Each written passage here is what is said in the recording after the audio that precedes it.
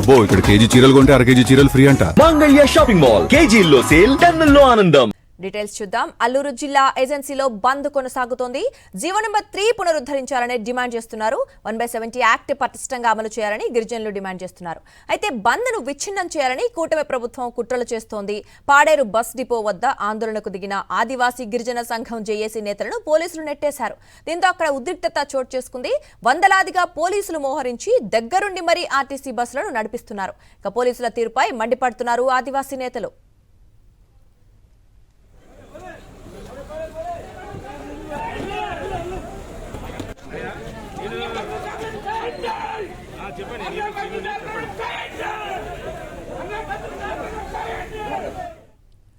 ఇక ఏజెన్సీ బంద్ కు వైఎస్ఆర్సీపీ సంపూర్ణ మద్దతు ప్రకటించింది. బంద్ నేపథ్యంలో పోలీసులు భారీగా మోహరించారు. బంద్ విచ్ఛిన్నం చేయడానికి ప్రభుత్వం కుట్ర చేస్తోంది. బంద్ కు సహకరించవద్దని వ్యాపారులతో సంప్రదింపులు జరుపుతోంది. యథావిధిగా షాపులు తెరవాలని ఆదేశించింది. అయితే వ్యాపారులు వర్తకులు మాత్రం బంద్ కు సహకరిస్తామని స్పష్టం చేశారు.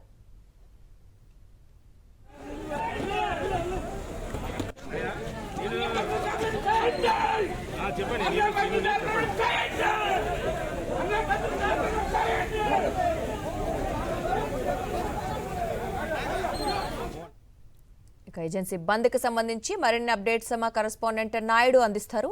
నాయుడు, చెప్పండి, ఏజెన్సీ ప్రాంతంలో బంద్ కొనసాగుతోంది. ఈ నేపథ్యంలో పోలీసులు అడ్డుకునే ప్రయత్నం చేస్తున్నారంటున్నారు. మరి పరిస్థితి ఎలా ఉంది?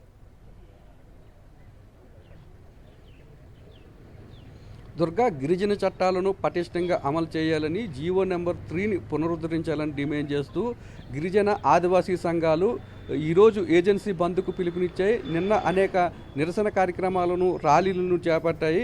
ఈ బంద్కు కానీ లేదంటే ఆదివాసీ గిరిజన సంఘాలు చేపట్టిన నిరసన కార్యక్రమాలకు కానీ వైఎస్ఆర్సీపీ సంపూర్ణ మద్దతు ప్రకటించింది. అయితే ఈ బంద్ను విచ్ఛిన్నం చేయడానికి ప్రభుత్వం అనేక కుట్రలు చేస్తుంది. ఈ బస్సులను బలవంతంగా పోలీసుల దగ్గర పెట్టి నడిపిస్తుంది. ఎవరైతే ఆర్టీసీ బస్ స్టేషన్ ముందు ధర్నా చేస్తున్నారో జేఏసీ నాయకులను బలవంతంగా నెట్టివేసి మరి ఈ బస్సులను నడిపిస్తున్నారు. అలాగే ఈ షాపులను కూడా తెరిపించాలని చెప్పి వ్యాపారుల మీద ఎంత ఒత్తిడి తెచ్చినప్పటికీ కూడా వ్యాపారస్తులందరూ కూడా స్వచ్ఛందంగా బంద్కు సహకరిస్తున్నారు. ఇంక ఈరోజు జరుగుతున్న బంద్ మీద కానీ లేదంటే చంద్రబాబు నాయుడు ఎన్నికలకు ముందు ఇచ్చిన జీవో నెంబర్ 3ని పునరుద్ధరిస్తామనే హామీల మీద కానీ మనతో మాట్లాడడానికి ఇక్కడ వైఎస్ఆర్సీపీ ఎమ్మెల్యే మసిరాసి విశ్వేశ్వరరాజు ఉన్నారు. సార్, చెప్పండి సార్, ప్రభుత్వం చేస్తున్న ఈ కుట్రలు ఏ విధంగా చూస్తారు? ఎన్నికలకు ముందు ఇచ్చిన చంద్రబాబు నాయుడు హామీని అమలు చేయమంటే ఇన్ని కుట్రలకు పాల్పడడం అవసరం అంటారా?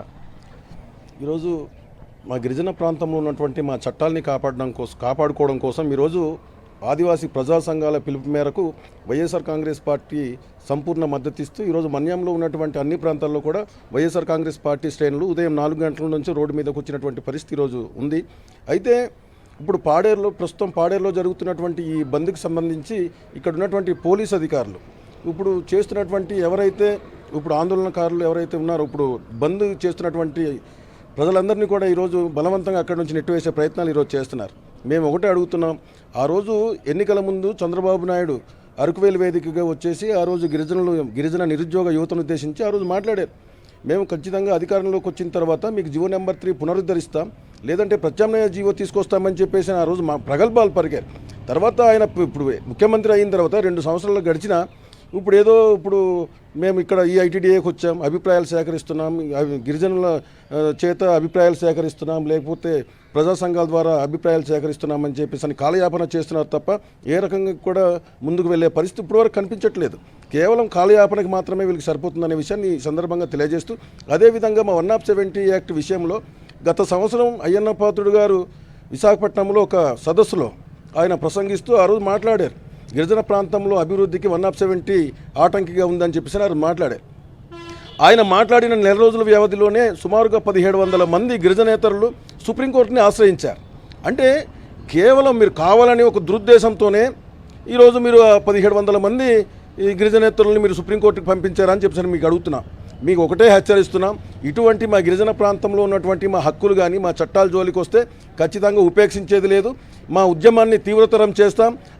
ప్రజలందరినీ కూడా కలుపుకుని వెళ్ళిపోయి ఏదైతే మీ కూటమి ప్రభుత్వంలో ఉన్న మీరు చేస్తున్నటువంటి ఈ రకమైనటువంటి కుట్రపూరితమైనటువంటి ఆలోచనలంతా కూడా తిప్పికొట్టడానికి మేము సిద్ధంగా ఉన్నాం. ఈ విషయాన్ని కూడా ఈ సందర్భంగా తెలియజేస్తున్నాం. ఇంకా కమిటీలు వేస్తాము, మీ సమస్యలు పరిష్కరిస్తామని చెప్పి ప్రభుత్వం చెప్తుంది. అటువంటి కమిటీలకు మీరు అంగీకరిస్తారా?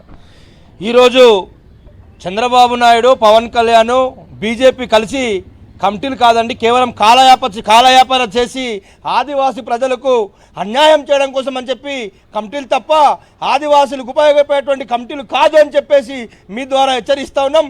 అయ్యా చంద్రబాబు నాయుడు గారు, పవన్ కళ్యాణ్ గారు, మీరందరూ కూడా ఆదివాసులకి న్యాయం చేయాలనుకున్నప్పుడు గత కొద్ది రోజుల నుంచి అనేక ఉద్యమాలు చేస్తూ ఉన్నారు గిరిజన ప్రాంతం అంతా. కానీ ఈ రోజు దాకా ఎందుకు ఆదివాసుల పట్ల, ఆదివాసి ప్రజానీకం పట్ల చిన్న చూపు చూస్తూ ఉన్నారని చెప్పేసి ఈ కూటమి ప్రభుత్వానికి హెచ్చరిస్తూ ఉన్నాం. ఇంకో మారు ఈ రోజు బంద్ జరుగుతూ ఉందంటే సంపూర్ణంగా ఆదివాసీ ప్రజలందరూ వచ్చి మద్దతు ప్రకటిస్తూ ఉన్నారు. వైఎస్ఆర్ కాంగ్రెస్ పార్టీ పూర్తిగా మద్దతు ఉంటుంది. ఎందుకంటే మా ప్రియతమ నాయకుడు జగన్మోహన్ రెడ్డి గారు ఆ రోజు జీవో నంబర్ 97ని నేను సాక్షాత్తు ఆంధ్ర విశ్వవిద్యాలయం అమరనిర్ దీక్ష చేసి ఒక లెటర్ ఇస్తే రాజీనామా చేసినటువంటి గొప్ప ఘనత మా ముఖ్యమంత్రి జగన్మోహన్ రెడ్డి గారికి దక్కుతూ ఉందని చెప్పేసి మీ ద్వారా తెలియజేస్తా ఉన్నాను. గతంలో బాక్సైట్ కోసము చంద్రబాబు నాయుడు ప్రభుత్వం జీవో నెంబర్ 90 విడుదల చేస్తే దాన్ని రద్దు చేసిన ఘనత వైఎస్ జగన్మోహన్ రెడ్డికి దక్కుతుందని, ఎన్నికలకు ముందు చంద్రబాబు నాయుడు గిరిజన ఓట్ల కోసం జీవో నెంబర్ను పునరుద్ధరిస్తారని, లేదంటే దాని స్థానంలో ప్రత్యామ్నాయ మార్గాన్ని చూపిస్తామని చెప్పి హామీ ఇచ్చారని, 2 ఏళ్ళు అయినప్పటికీ కూడా ఆ హామీ నిలబెట్టుకోలేదని చెప్తున్నారు. అలాగే గిరిజన ప్రాంతంలో అమలవుతున్న 1/70 యాక్ట్ను మరింత పటిష్టంగా అమలు చేయాలని చెప్పి వీళ్ళంతా కూడా డిమాండ్ చేస్తున్నారు. Right, thank you Naidu. మరిన్ని అప్డేట్స్ కోసం ఛానల్ను సబ్స్క్రైబ్ చేయండి. నోటిఫికేషన్స్ కోసం బెల్ ఐకాన్ పై క్లిక్ చేయండి.